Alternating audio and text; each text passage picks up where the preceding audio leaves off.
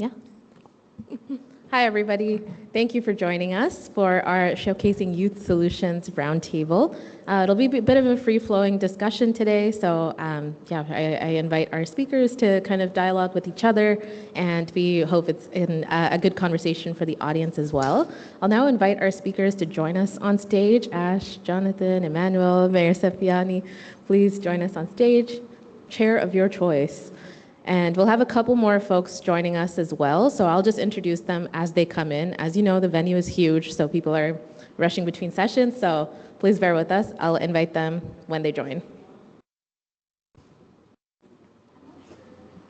Sorry, Shakti, is it okay if we sit here? Yeah, anywhere. I'll stay up here, so you go ahead.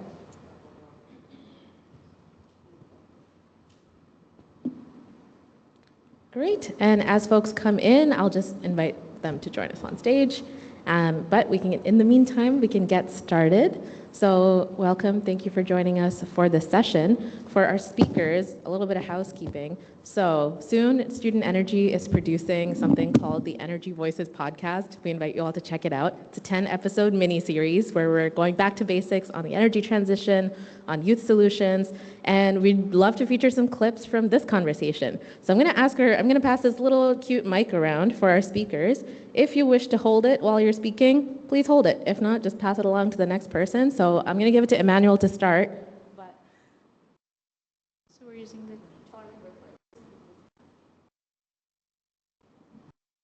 So it's going to be a 2-mic panel. That's a first. Anyway, thank you. Yeah. That's just so we get the recording. Great. So today's session will be a little bit of a roundtable. We're very, very excited to have Mayor Sefiani join us as our honored guest because one of the things we're exploring this year is how can young people collaborate effectively with local government leaders who are often the ones advancing progressive climate action. Sometimes even when national governments or international treaties are lagging behind a little bit, it's often local governments who are leading the way and saying, we're not waiting. We are taking the first step on climate action, and same goes for youth. So these are two parties that are really, really leading the way on climate action, and we hope to have them in dialogue today. So for our opening introduction, I'll share a little bit about student energy. I'll also invite our virtual guest from the Global Covenant of Mayors to share some remarks, then Mayor Sefiani, and then we'll turn it over to our youth leaders. So I'm Shakti Ramkumar. I'm the Senior Director of Policy and Communications at Student Energy.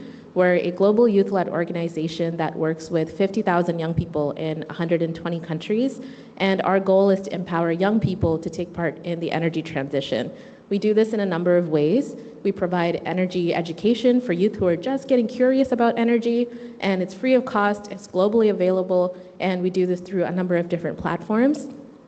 We also provide career training because often we hear from young people that obtaining their first job in energy is one of the hardest tasks. They don't have the connections, the networks, and that's something that we provide. Jonathan, you can come join us on stage. And we also provide funding, mentorship, and training for young people who want to build energy projects in their communities. We really believe it's important for youth to get hands-on experience rather than only academic or kind of theoretical experience. So young people around the world in Student Energy's network are actively building energy solutions in their communities, whether it's solar, energy efficiency, clean cooking, sustainable mobility, you name it, they're working on it. So this is what we do. We also have our International Student Energy Summit, the 8th biennial summit coming up, actually also in Brazil, in Manaus in February, where we'll be gathering hundreds of young people from all over the world to build community, learn from each other, learn from energy leaders in various different parts of the energy system. And this is really our flagship community building event where young people get energized, pardon the pun, meet each other and get involved in our movement. So that's a little bit about student energy. Some context for today's conversation, we're also exploring how are young people communicating the impact of their work. As I mentioned, young people are doing incredible work around the world, but one of the challenges we've heard from them is we really struggle to share the impact of our work to funders, to government, to decision makers. How can we communicate that impact better? So that's something that we've been exploring through the Youth Impact Framework Research Project, and this is in partnership with the Global Covenant of Mayors on Climate and Energy. And this project first started with a research report where we interviewed young people and industry leaders to figure out, are they speaking the same language when it comes to impact? Turns out, not really, but we think we can close that gap. And now we're piloting that research and actually applying it to real-world youth-led projects and helping young people better communicate the impact of their work so that they can actually find the partners, the supporters that they need. So that's another reason why we have this conversation between young leaders who are all leading innovative work in their communities and Mayor Sefiani, who is a champion of young people and a local government leader who has been doing some incredible work on climate action. And I'll invite Kauano, you can come join us on stage as well. Welcome. And for the benefit of our little podcast recording, I'm going to later ask our speakers to introduce themselves. So just a heads up for you.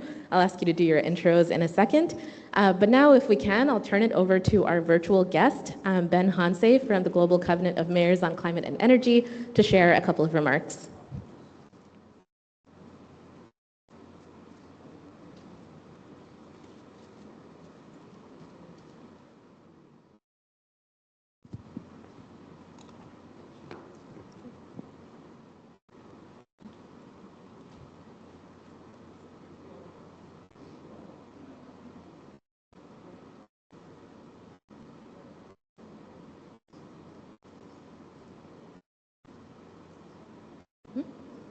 Okay. Okay, maybe a technical difficulty. In that case, I'll pass it over to Mayor Sefiani to share some opening remarks. Thank you again for joining us today. Thank you very much for inviting me to this very important event with youth, yes, from around the world. I am Mohamed Sefiani. I come from the north of Africa. I am mayor of Chefchaouen. Chefchaouen is an intermediary city, all the city painted in blue, but we are committed to green and to sustainability. Yes, we are working on climate, on sustainability since many years, and we had a vision established in 2030. Our climate leadership is grounded in our identity, our relationship with nature, because we are surrounded by two natural parks. One of the two is recognized by UNESCO.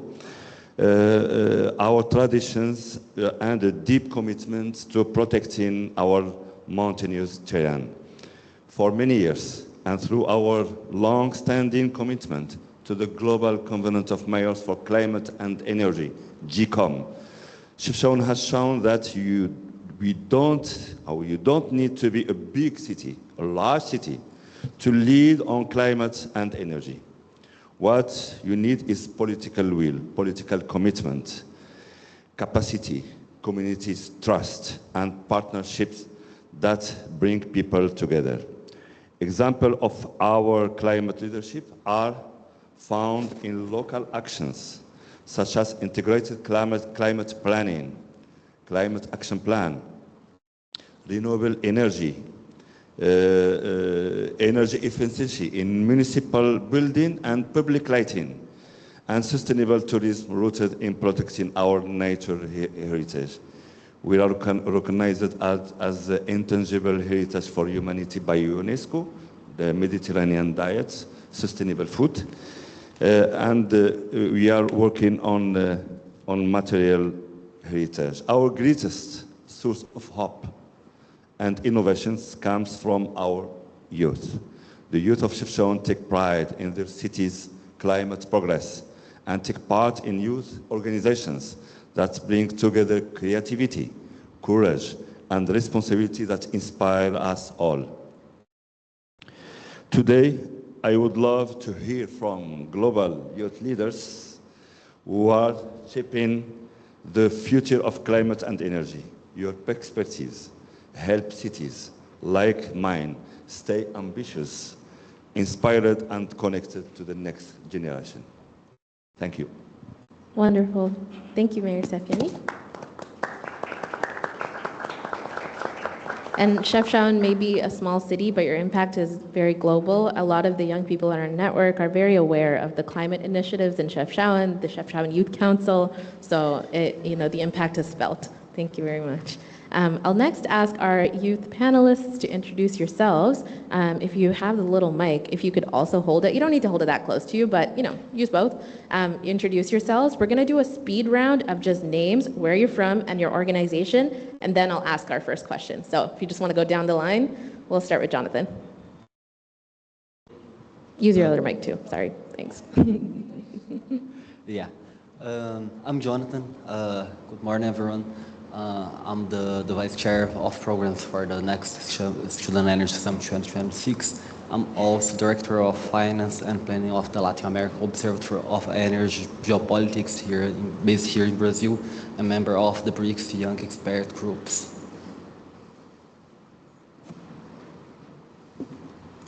Hi guys, good morning.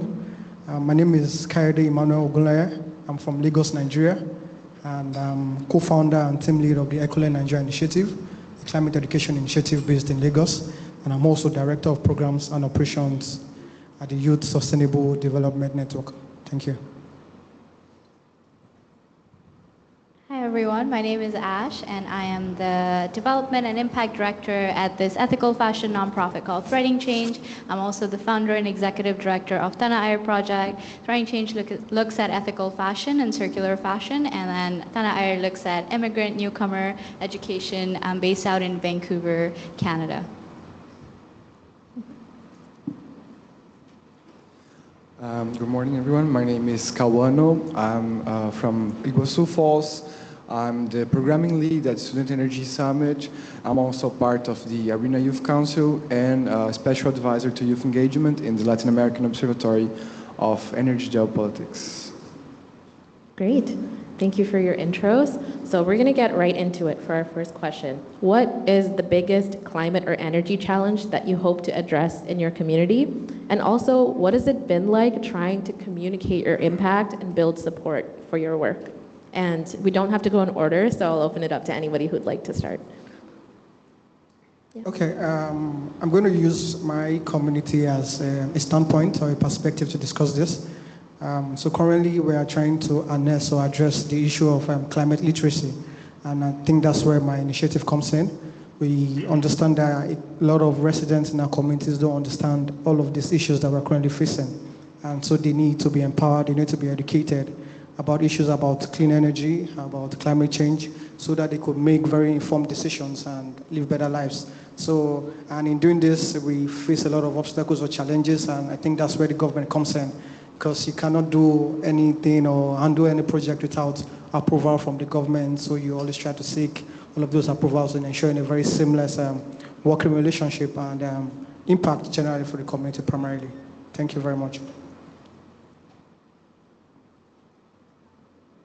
I can go next. So the organization that I founded is serving newcomer communities to Canada. So these are people that have extensive experience from around the globe, and Canada is very well known for immigration. I myself am from Malaysia originally, and I only moved to Canada just over 3 years ago.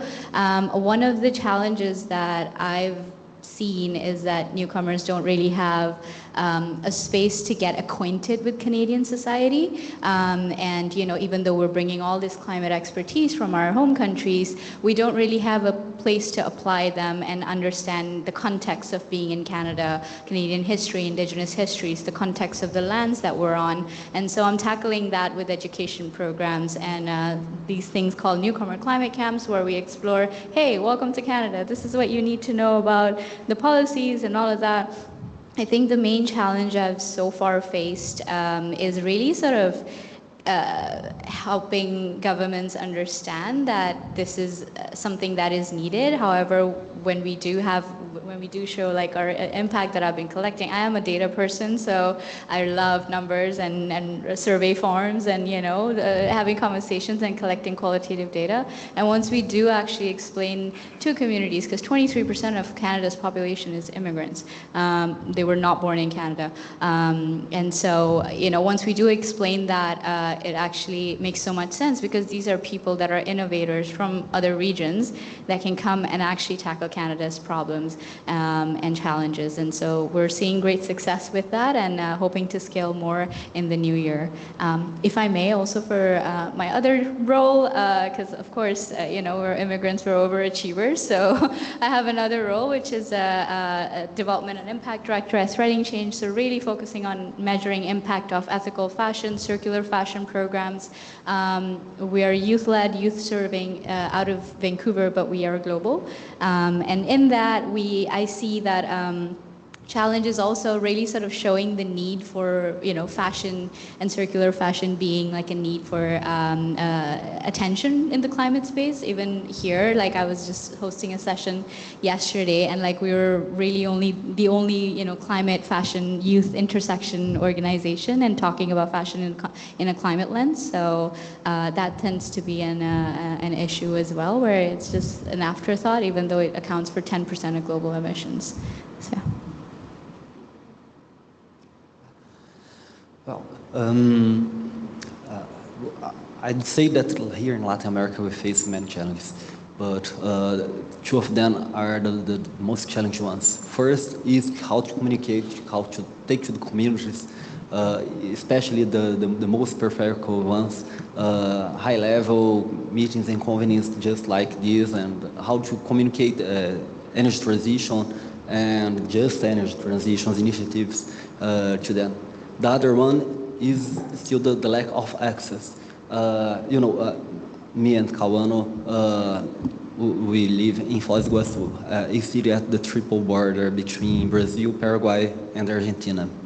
And there is the Federal University of Latin American Integration. So we have around 40 countries studying in a same place.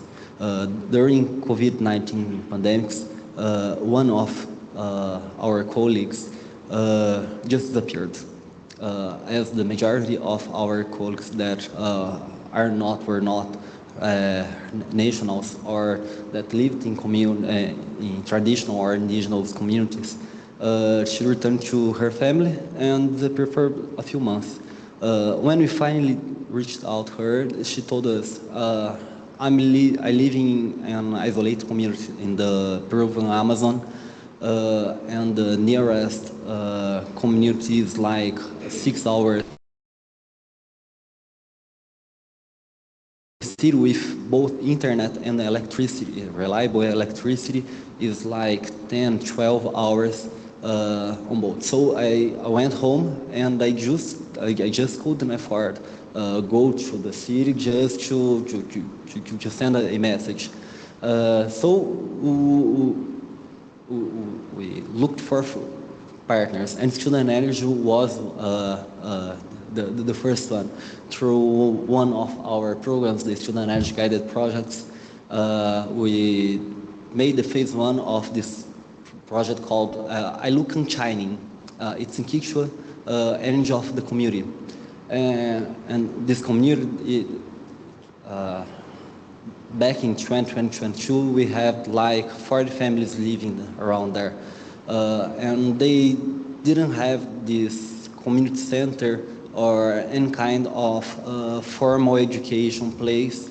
So sometimes every few weeks, some educator would come from both, make some classes for everyone in the community with a wide range of instruction level and ages, and then go and so on. So the first phase was, let's build a community school, solar powered with satellite connection, and Student Energy helped us both with the structuring the project, finding partners, funding part of the initiative, and then helping us to build this multi-stakeholder phase two, and then we finally managed to take electricity for each of the 400 households. So This is one of many thousands, probably, communities in the Amazon, not just the Brazilian one, but we have many countries here sharing the Amazon forest. And why Brazil and our neighboring countries have energy matrices that are in general very clean, we have several isolated communities that run when they can. They run on diesel or other very pollutant and unreliable electricity solutions. So this is something that we see here and in many parts of the world, and we are trying to tackle it collectively. So, just in a little bit of addition, in the Observatory of Energy, we also had other programs and other activities. One of them is that we have been leading capacity building activities led to youth on energy literacy and also engaging them on that. We have partnered up with the Youth Alliance for Energy, for Just Energy Governance. It's an alliance made up by organizations from the north and northeast of Brazil, where we have tacked up workshops to translate the technical terms of energy transition to the whole community, integrating our friends, our neighbors, our family. And also the Alliance has research on energy poverty in northeast of Brazil. And on the other side, as my role in the Arena Youth Council, we have been leading the IACT toolkit. It's a toolkit on also energy education. We have a lot of modules tackling main axis on energy transition. Now we are launching the IACT phase 2 with 6 new modules with new teams, and we are now translating it to Spanish, to Portuguese, to Arabic, and many other languages. So just to understand and tackle the main issue of reaching the net zero, besides implementation, of course, is capacity building, because we have a skill gap that's already existing, and for the next few years, if we don't tackle this, if we don't finance capacity building, education in Global South, enhancing youth-led projects, and supporting also youth-led activities, we might not get to the net zero target. Great. Thank you for sharing your projects. I think there's quite a range of projects here focused on climate literacy, focused on building energy solutions on the ground, helping build community, and also trying to address some really big challenges in the world. So thank you for sharing those. One thing I'll share before I turn it back over to our panelists is Student Energy's Youth Impact Framework project did exactly this. We listened to young people tell us their stories of the initiatives that they're working on, where they got the idea, how it's going for them. And we heard these kinds of amazing anecdotes about how they identified the problem and how they managed to come up with a solution that addresses them. And some of the threads we gained from our research is young people are doing a lot of the work that connects directly with the NDCs, with the SDGs, with all these big climate commitments that companies and governments, national governments, international treaties are hoping that someone's working on, and youth are working on them. But often what's missing is that link between young people doing the work on the ground. They're so busy doing the work that they don't necessarily have the time or the know-how to be able to navigate sometimes the opaque, niche, hidden world of policy making, of funding, and be able to translate that real work on the ground into something that will help them build support, secure financial resources, mentorship, whatever their needs might be. So our call to action in that youth impact framework was for organizations that have decision-making power, that have the capacity to support youth, not only with funding, but with training, with mentorship, with access, visibility. We called on those organizations to also do the work of mapping what young people are doing in their communities. I think it's really important for all organizations in their cities to have an awareness of what are youth in that city up to? What are they doing? What are they working on? And having that internal map and understanding of young people helps to close that bridge between youth who are doing the work and decision makers who are trying to deliver on these big emissions reductions targets, NDCs, SDGs. And so I think that's why we're excited to have Mayor Sefiani here, because Chefchaouen is one of those cities where that link has been made, where the city government is really understanding and aware of what youth leadership looks like. So to Mayor Sefiani, I'll now ask you, can you tell us about climate leadership in Chefchaouen and your work, and specifically, what has been your experience working with young people? Thank you very much. I can say we were elected in 2009 as new. We were less older than now, 16 years ago. And we worked in, I was the president of one NGO, local NGO in Chefchaouen, and we worked with some friends in sustainability, concrete projects in rural area and urban area. So we came from civil society. And for me and for my team was easier to work on climate and sustainability. So just after the election in 2009, we declared, we approved in municipal council a local political commitment and local political declaration that we want to be ecological city, eco-cities. Because I talk about 2010, 5 years before the SDG and the Paris Agreement, etc. So was the first step, local political engagement, local political commitment. And we began to work in many areas. So water, waste, energy, that we do in Nadi. And someone says to me, but energy, not you. Energy in the capital, in Rabat. It's a ministry, we have a minister of energy. Yes. And another said to me, and to us, okay, climate. That's climate. Climate is a meeting in New York, in Paris, in Bonn, we in Chefchaouen. What relation that we have with climate? Climate is good. So it was a change and discussion with people and capacity building. And we had one project at national level for energy, for local energy. So we were candidate for National Agency of Energy, and we won the project. So 3 cities, Chefchaouen, Agadir, and Oujda. And after, young people with us, civil society with us, participatory approach is the key for us to implement our projects. And we joined the Global Covenant of Mayors for Climate and Energy. It was very, very important for us.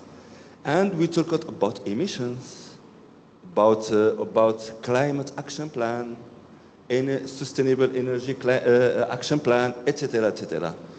And I think we were in Morocco, a few cities will talk about that.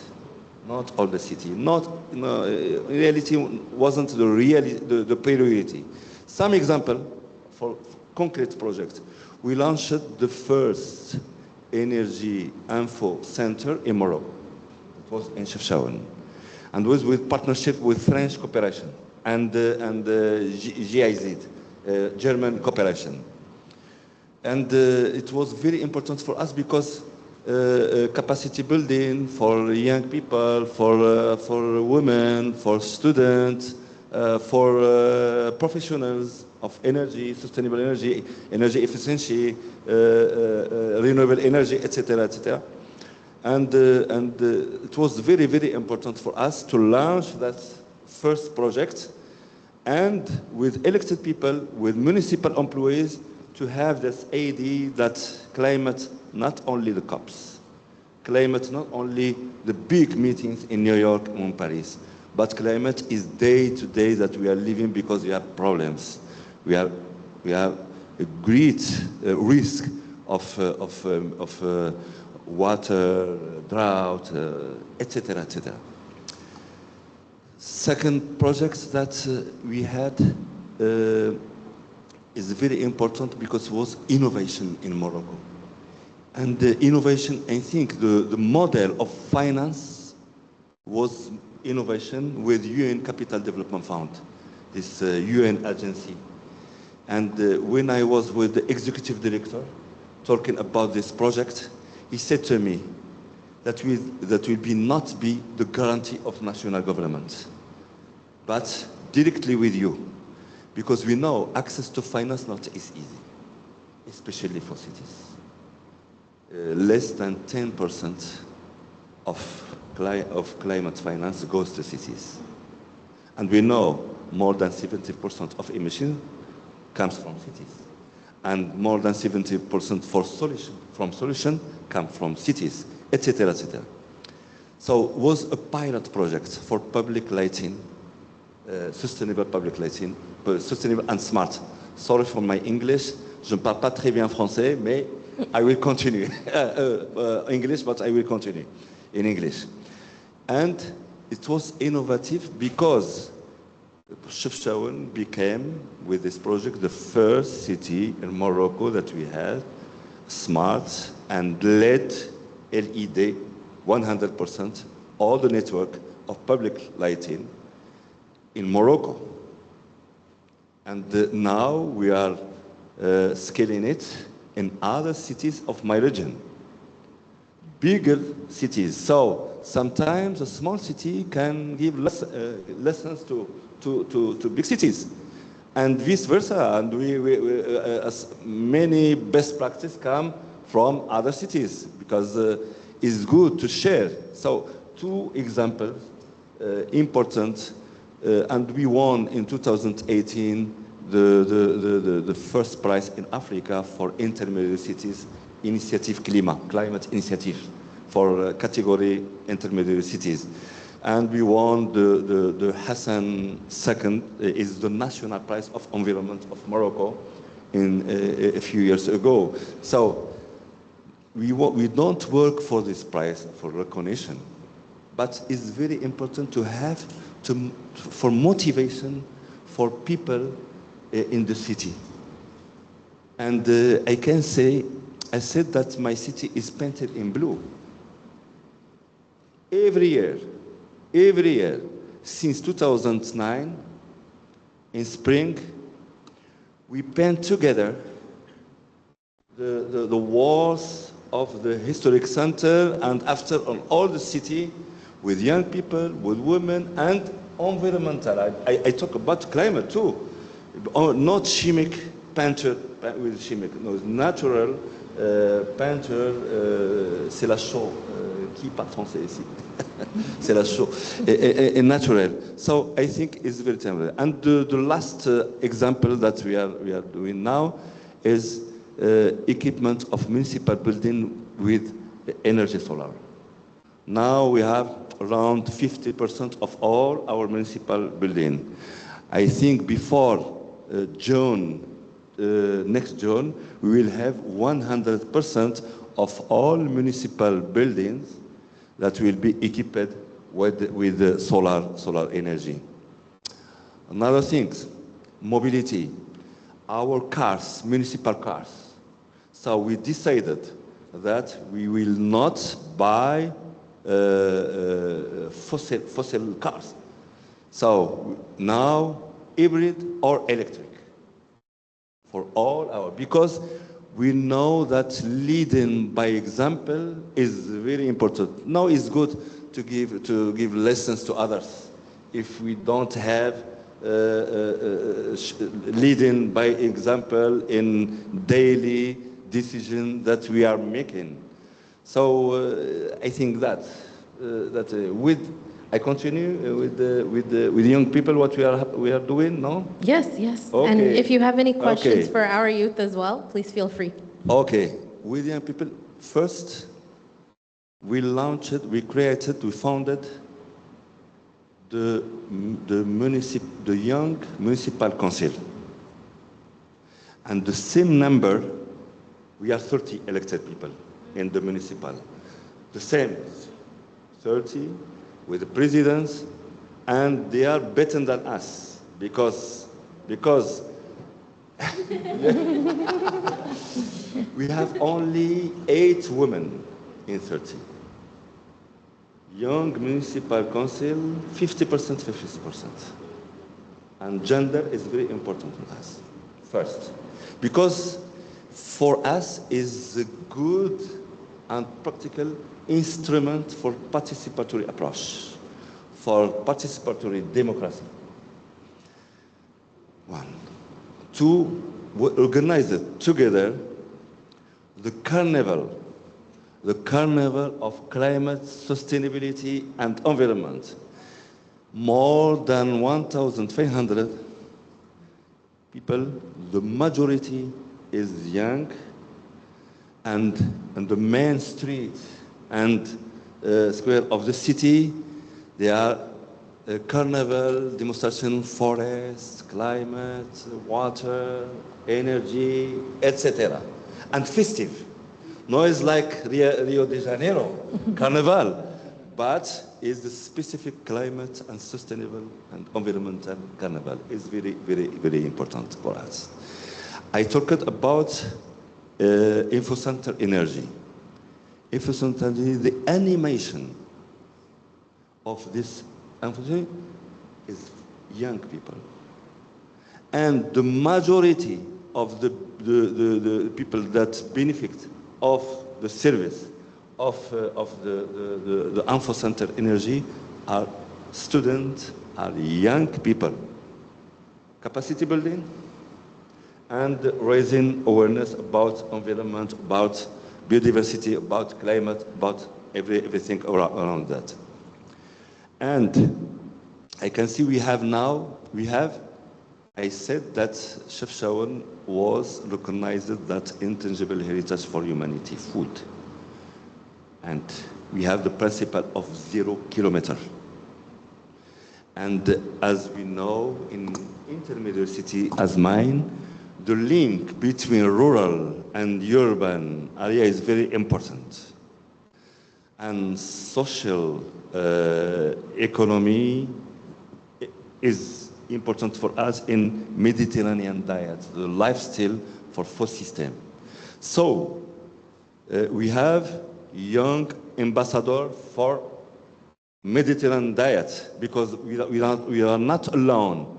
We presented our candidature with 3 other cities, one from Spain, another from Greece, another from Italy. And 3 years after, we were joined by 1 city from Croatia, 1 city from Cyprus, and 1 city from Portugal. So 7 cities, 7 countries, 7 different cultures, but Mediterranean diet, and we have young ambassador for us, for that. And now we have 1 project, Afri-Food Links, with ICLE. ICLE, you know, ICLE is the largest network of sustainable cities in the world, and supported by the European Union, Afri-Food Links, and we are working with many cities from Africa and from Europe to work together, and the focal point and the coordinator for that is the Municipal Council of Chefchaouen, a young Municipal Council of Chefchaouen.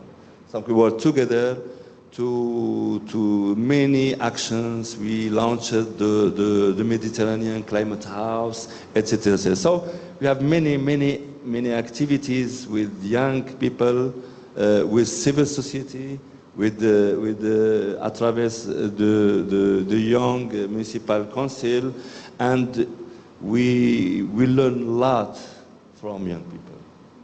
Innovation, communication. My generation not is the connected generation, but if I have some difficulties with technology, with communication, is my son, or 1 young of the city that helps us.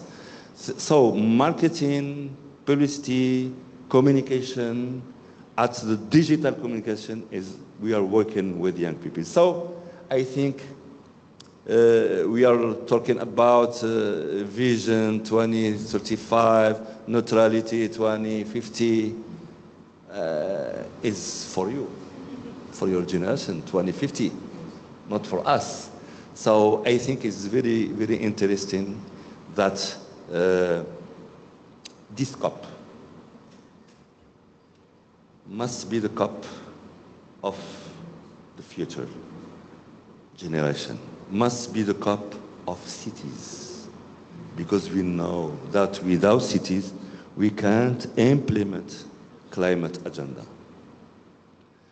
And the COP of implementation, not only speech, year after year. I am present in the COP since 2015. I was in the photo 1,000 leaders with Anne Hidalgo in Paris, and was a great step, a revolution, because cities are here. Because before, cities not part of the process of climate, only national government. But now more and more cities. But I think it's a momentum here in Brazil, with the engagement of the presidency and the young people. I think if your voice is very important. We saw what happened in generation Z, no? We say Z, Gen Z, in many countries in the world. I think that climate is one of the most important subjects for the humanity, and especially for young people. Thank you very much. Thank you, Mayor Sefiani. And for our youth, I'll ask you for quick responses, but also I'd like you to think about, what do you expect from your local leaders when it comes to climate action, to support you in the work that you're doing? We heard from Mayor Sefiani all the ways that Chefchaouen, the city government, and the youth in Chefchaouen are working together. I know you're all from various other places around the world. What would you like to see from local leaders to support you in the work that you're doing? Okay, thank you so much for that beautiful presentation, because I paid so much attention and I could deduce the fact that youth inclusivity plays a very vital role in achieving all of these climate goals that we all set for ourselves. And I believe as youths, we are passionate enough, we're able to ensure a very seamless adoption of innovation, push for vital communication strategies to ensure that we're able to pass all of these messages across. And from this, I think what I believe local leaders from my community or from my society to do is to ensure that we put youth at the center of all of this. So other than we just being very passive, we should be active actors in ensuring that we are pushing and implementing sustainable solutions, that we ensure a very sustainable future for the community at large. Thank you so much. I can go next. First of all, the tech, I just want to rebut a few things, but the tech thing, I'm flying back to Malaysia next week because there's a tech problem waiting for my mom. So I'll go solve that. But thank you, Mayor. I mean, all the examples you've shared have been so great as well. I wanted to share an example of working with the municipality that, has been supporting my work as well, and also, also what I expect to see with my specific city as well. Shakti, you mentioned NDCs and SDG frameworks. At my work at Threading Change, I've kind of already been working on developing a framework of getting cities involved and also getting SDG aligned youth climate action in local communities. So there is one program that we've launched at Threading Change that's called the SDGs Youth Ambassador Program that is just for fashion. So we're working with the York region in Ontario, which is just north of Toronto, and the York region has actually supported us in selecting selecting 4 youth ambassadors. This is a pilot as well, and we actually just kicked this off a few weeks ago. And so we're supporting young women who are going to create creative projects in their communities. We've got one that is a modest clothing swap for young women in a mosque, and then another is they're going to do like a mending circle and also work on, you know, knowing what kind of clothing you want. Because again, this is the waste department of the York region, and their priority was waste diversion from landfill, and you know how we can make our clothes last longer so we can reduce textile waste. And you know, we were so grateful that York Region stepped up the way that it did, and you know, in developing this program as well. We've seen that really in the last 6-7 months, since all the federal funding has kind of receded, and you know, post US elections and all of that, really the cities have been our champions. City of Vancouver as well has been supporting us with you know, providing spaces for free so that we can conduct like community events and clothing swaps. And I think moving forward as well, really sort of where youth are, and the idea with our SDG program really is also, you know, it will be done by end of January with these creative events, and the idea is to scale that in other regions, and we're hoping we can launch a global one, because we are the fashion experts and we have a global team to really get, you know, maybe even Chefchaouen, and you know, get ambassadors really looking at textile waste and creative ways of diverting waste from the landfills. So yeah. Yeah, thank you, Mayor, for your hard work and your inspiring work throughout all these years, first at an NGO and now municipality. I think this is a point. What would I expect that other mayors and local authorities to inspire on you and your commitment to the youth people and to their communities to tackle these challenges. Each Student Energy Summit is very unique. They are organized since 2009, and through the years they were held in cities like Calgary and Trondheim and Bali, London, Abu Dhabi, and now Manaus. And this reflects also on the theme, the vision that we have. The last one was reimagining the future. This one is about grassroots and flourishing horizons. So in this summit, we envision the kind of work that you are doing. We want to connect global themes, solutions, and challenges to community-centered challenges, problems, and demands. We want these high-level conversations that are happening here, these great trillionaire sums of money reaches the communities, the large cities, the medium-sized ones, but especially the smaller ones, where the people that usually have no voice heard in these debates can reflect their needs and find solutions. But communities guided solutions. We'll have, for example, this reverse pitch, and the community will bring their needs, and our global delegates and EVTs will help to build solutions for this kind of demand, not a top-down approach, but starting with the youth, the local community. And this is the kind of work that I thank you again, my colleague at the panel, because this is what we want. We want to be heard. We want to be actively engaged at the solution, because when we talk about long-term solutions, and I'm sorry, but we are not talking about solve the climate crisis for your generation. It's for ours, it's for our children, and so on. So we need to take a seat since now. We want to be part of the conversation, not just a parallel meeting where we discuss among ourselves and maybe we present a declaration that you may read and take in account or not. So when we see this real inclusiveness, we feel very grateful, but also inspired to keep working, because no one is born like a senior leader for a municipality or for a state or the country. We need to work and build step by step. And when we have this kind of opportunity, like the Youth Council, we have the opportunity to build this pathway. So thank you.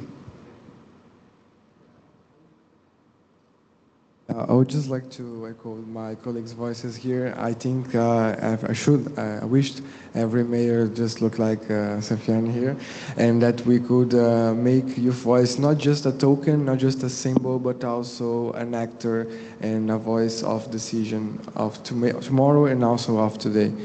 Thank you very much. Great. We are nearly at the end of our time here. We just have a minute, so I'll close us off, but I do invite the audience to come talk to our panelists, to the mayor, and just want to thank you all for coming. One thing we've noticed is there are so many similarities between young people and cities when it comes to climate action. Young people are used to being underestimated, and so are cities. Mayor, you mentioned you received some pushback, some questions when you were introducing these bold climate initiatives, people saying, what's climate? Maybe not for us. Youth hear the same thing. They say, we don't know about this project that you're thinking of, or why are you doing this? So in our work, talking to young people around the world, to cities around the world, we hear so many parallels between youth feeling underestimated, but that drive to be the first ones to lead the change. And same with cities who are not waiting for necessarily their national or international governments to lead the way. They're taking that first step themselves. And the other thing we've noticed is cities can find so much power in connecting with other cities around the world. And same goes for young people. Student Energy has a network of 60 plus university-based chapters. As our panelists have mentioned, we brought together thousands of young people through our Student Energy Summits. And there have been some amazing collaborations that would never have been possible unless they'd met. We've had, for example, our chapter in Manitoba collaborated on a clean cooking project with our chapter in Nigeria, and they both found so much synergy in working together. And we heard the same from Mayor Sefiani about all of these cities around the world that are working on the same challenges. So that's why we're really interested in this topic of cities and young people. How can we co-conspire to really accelerate climate action, even when it feels like global progress on climate action goes up and down, back and forth with elections? I think young people and cities are dedicated to staying the path no matter what obstacles come our way. So that's why we held this panel. We hope you got a lot out of hearing from our panelists speak. Thank you again, and Student Energy would love to connect with you if you're interested in any of these topics. So thank you very much.